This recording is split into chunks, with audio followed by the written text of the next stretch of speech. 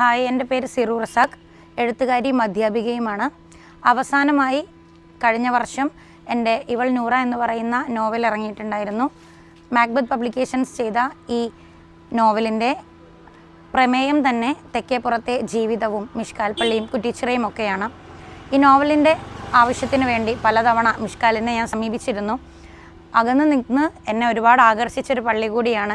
കാരണം മറ്റു പള്ളികളിൽ നിന്നും പ്രത്യേകതയുള്ള ചരിത്രപ്രധാനമായും വാസ്തുവിദ്യ വ്യത്യാസങ്ങളായും ശില്പചാരുതയിലൊക്കെ വ്യത്യസ്തമായിട്ടുള്ള മിഷ്കാൽ പള്ളി അകത്തു നിന്ന് കാണാൻ ഒരുപാട് ആഗ്രഹിച്ചിട്ടുണ്ട്. മിനാരങ്ങളില്ലാത്ത ക്ഷേത്ര സമാന ആകൃതിയിൽ പണിതിട്ടുള്ളൊരു പള്ളി. അതുകൊണ്ട് തന്നെ ഇതുപോലെ ആഗ്രഹിച്ച ഒരുപാട് പേരുണ്ടാകും, ഗവേഷകരായിട്ടും വിദ്യാർത്ഥികളായും. അവർക്കെല്ലാം കാണാനുള്ളൊരവസരം ലഭിക്കുമെങ്കിൽ എന്ന് സുനിത വില്യംസ് വന്നപ്പോൾ ഞാൻ ആഗ്രഹിച്ചു പോയി.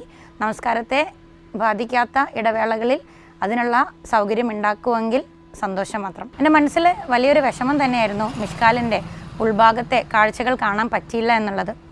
അതെന്നും മനസ്സിൽ കിടക്കുമായിരുന്നു. ഈ അടുത്താണ് സുനിത വില്യംസിൻ്റെ ആ ഒരു വരവും എല്ലാം കണ്ടത്.